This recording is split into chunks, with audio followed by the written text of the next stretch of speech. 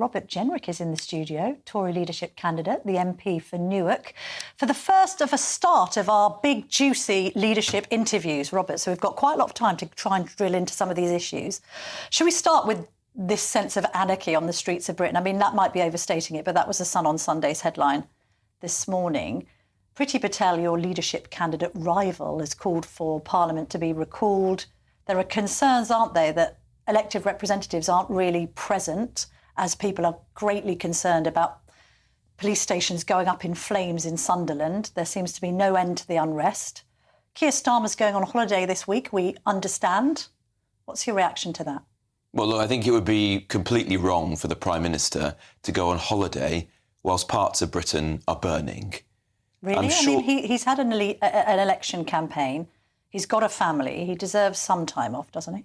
Well, I'm sure that the government, like the whole country, sees the severity of this situation. I know that they're trying to get a grip on it, and I welcome some of the measures they've already taken, like having more prosecutors, having the court sit weekends. But this is a very serious situation, and we need the Prime Minister to be leading the country. The police need our full support, and they need to know that he is there supporting them, making sure that this situation is being handled from the very top. But he's got a deputy, hasn't he? I mean, that's what Angela Rayner is there for. Can't she hold the fort in his absence this week? I think this is a situation which is so serious that it needs the Prime Minister's personal attention. What do you think of what he said last week with regard to far-right thugs tearing up some of these communities? I mean, he's right, isn't he, to denounce those who are, I mean, quite inconceivably, frankly, in Southport, when you've got emergency responders, including the police, trying to help the families of the victims through a heartbreaking and desperate tragedy. You've then got thugs throwing stuff at them, setting cars alight. We then see that echoed across the UK. What do you think of what he said about the far right's involvement in this unrest?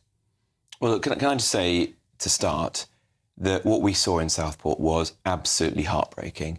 I'm a dad of 3 young girls, and I just cannot imagine what those parents and that community is going through right now.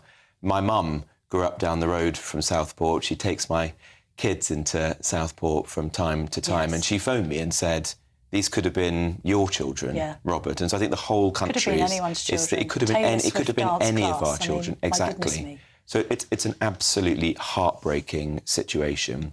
But I'm appalled by what's happening across the country right now. You've got some far-right thugs. You've got groups of yobs, morons, joining in, marauding around the streets, smashing up shops, attacking communities, attacking a mosque in one case. This isn't Great Britain. This is anti-British. We are a civilised, decent country.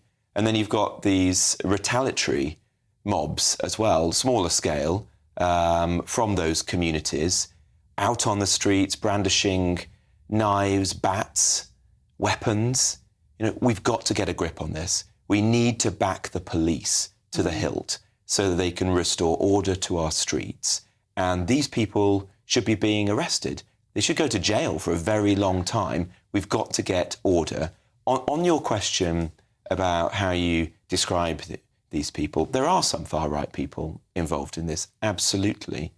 But we must ensure that this is policed even-handedly, and the police and politicians should be calling out whoever is responsible for this from whatever quarter, and the police must be seen to be doing so fairly for all groups in all parts of the country. And politicians, do you think they've been unfair? Do you think that they've been disproportionately aggressive towards those who, for instance, were protesting outside Downing Street in the week, compared to those who have been on pro-Palestinian marches spewing hatred towards Israel and even Jews? No, I think the police are doing their best in a very difficult situation.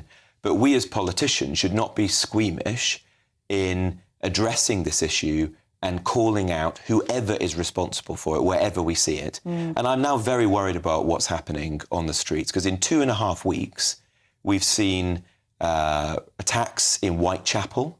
We've seen a British Army officer attacked in Kent. We've seen people with machetes in Southend. We've seen these terrible riots and disturbances in Leeds and now in Southport. Does it speak, as your other leadership rival, Kemi Badenoch, says, that it speaks to a lack of integration? Are we in danger of confusing different issues here? There's an issue with lawlessness. If I may say, with regard to backing the police, did the Conservative government over the last 14 years and beyond back the police enough? You had Theresa May, the former Conservative Prime Minister, cutting police numbers at the Home Office, undermining the police. You've got the police still not forgiving her for that. Well, there are more police officers today on our streets than at any time in our history. But I think the point that you make is a valid one. I want the police to respond to this lawlessness in the strongest possible terms. What, zero tolerance? And absolutely. And they should know that their politicians will have their backs. The public are absolutely aghast at what is happening right now. They want law and order restored to the streets, and they need to know the Prime Minister and, in fact, the opposition are going to support them in taking the action that's needed. And yet we have had criticism of the police by figures like former Home Secretary Suella Braverman. I mean, that in itself could have been said to have undermined the police, suggesting that they've got a two-tier approach. Then the public looks at that and thinks, goodness me, if the person who was once running the Home Office thinks this, what am I to think? And that then leads people to think that they can take liberties with the police, hurl bricks and rocks at them, shake police cars and turn them upside down, and torch the police station in Sunderland. No, I disagree. There's no justification whatsoever. It's an explanation, though, isn't it? But there's no justification for doing that. I think it is right that we hold the police to account and that we ensure that they are even-handed in the way in which they enforce the law, whether that is in the disturbances, the terrible disturbances in Hare Hills in Leeds a week or two ago, or indeed here in Westminster when you had the anti-Semitic, the hate marches on the Gaza issue. But that never justifies the kind of violence, the brawling with the police that we're seeing on the streets right now. Nothing justifies it, and I totally agree with you. But it is an explanation if the public thinks they can run rings around the police. There is a worrying loss of respect for the police. Hare Hills was the police were in retreat, and then you had a feeding frenzy. You had people of all different... It wasn't about race, that. It was about thuggery. We just can set fire to a bus because the police aren't here to police it.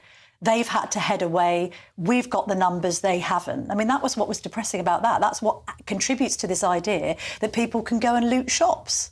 You know, if you have an environment of policing where people think they can thieve goods up to 200 quid... There's no justification for those actions. Or take people's Rolexes off them in broad daylight. Yeah. You then breed an environment where people think they can run rings around the force. Yeah.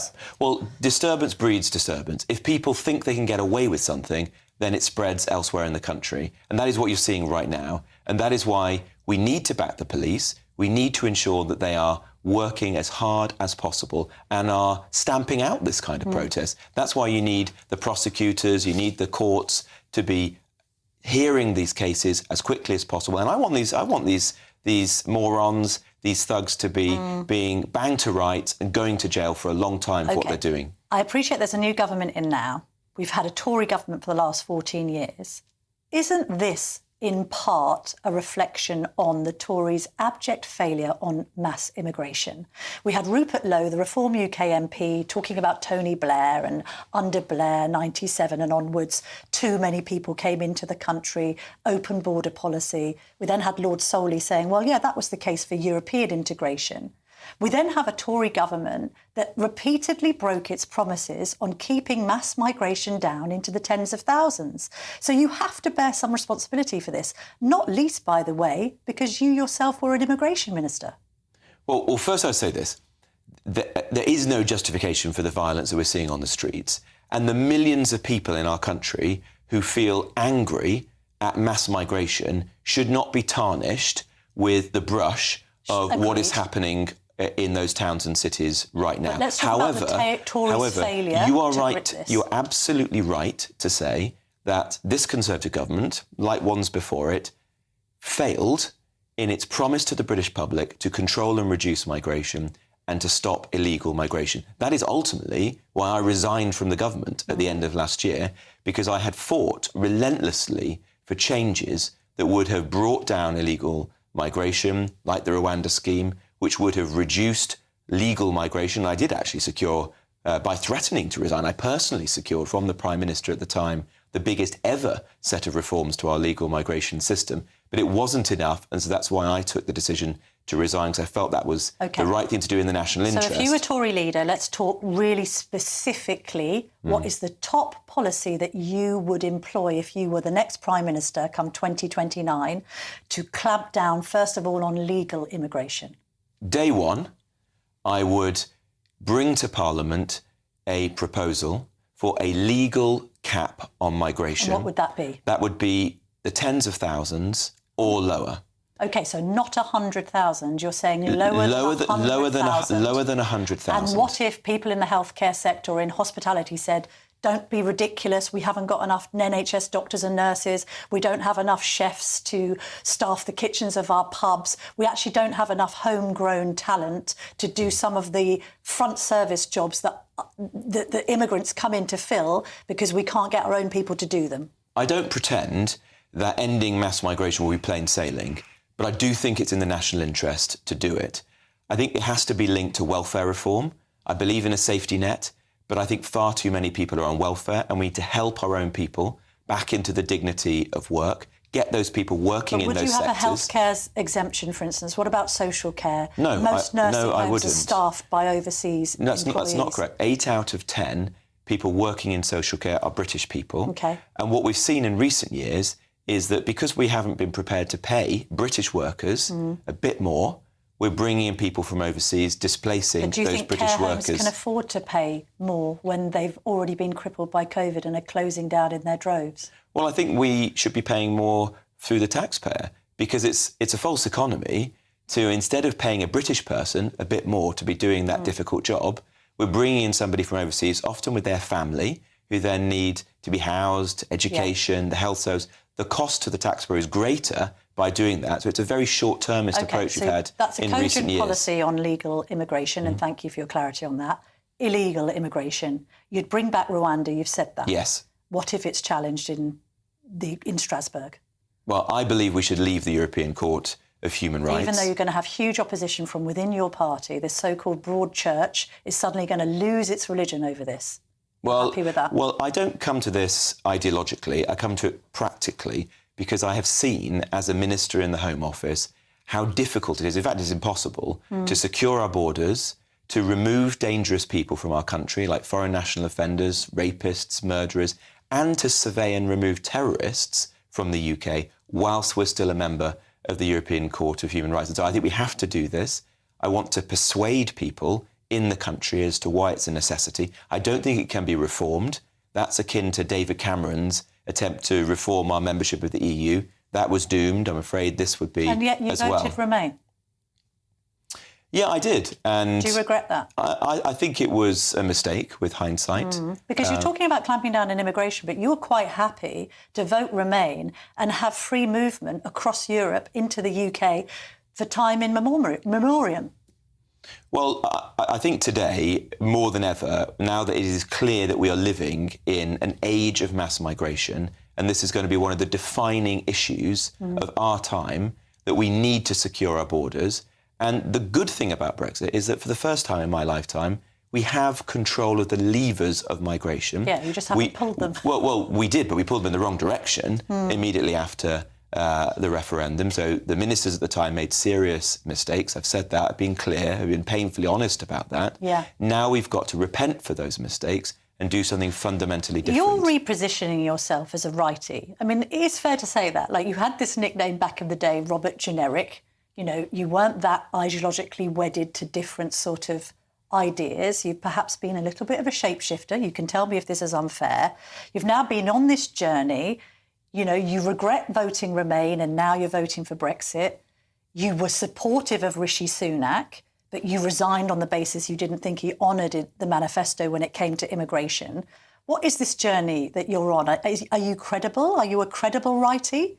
You seem to be a centrist that has gone right because you know it's more popular with the membership, perhaps. No, I don't think that's fair. I've always been on the right of British politics. I've always been a Eurosceptic. I was always on the Eurosceptic. The I was vote of always Remain. well. I don't get that. I've So that's always an oxymoron. been. It's not an oxymoron. I was very concerned about British sovereignty. I did, in the end, decide to vote Remain because I was concerned about some of the disruption.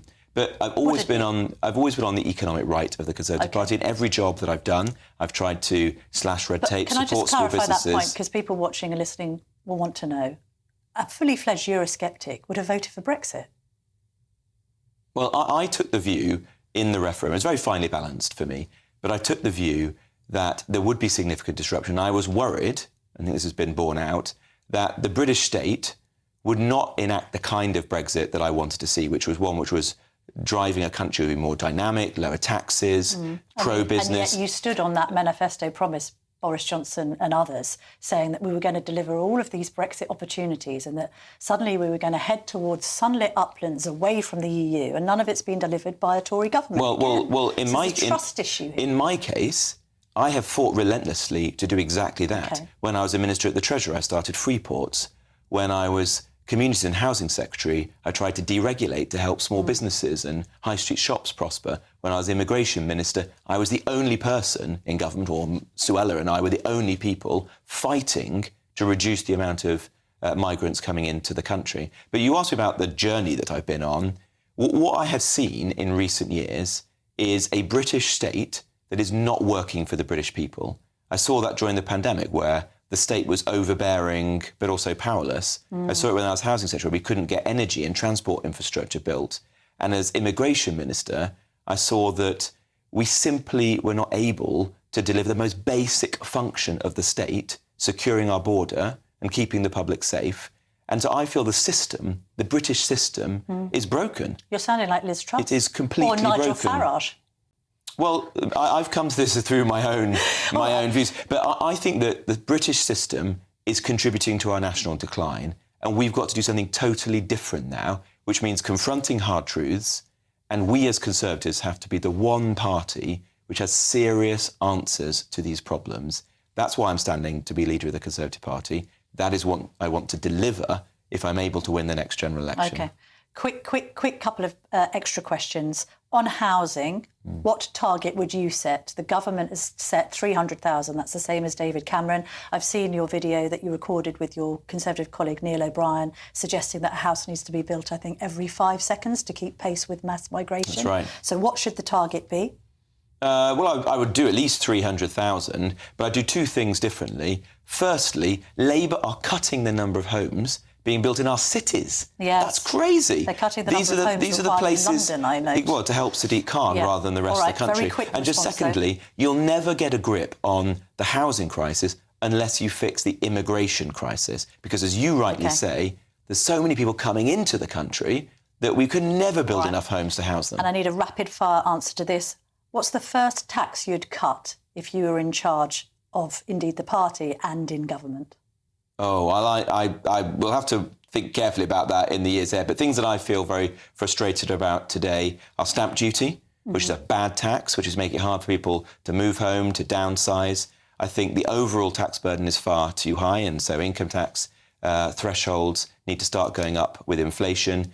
And I think corporation tax is wrong. So you'd unfreeze the tax bans. Well, look, we're 4 or 5 years away from the next general election, so it would clearly be wrong of me to say that. But you could understand my direction of travel. Taxes are too high, growth is too low, and I want to make the UK a more competitive economy again. Yes, no answer required. Nigel Farage, could there be a place for him in the Conservative Party? No, I don't believe he wants to be a member of the party. And then final question, who do you hope wins the US election, Trump or Harris?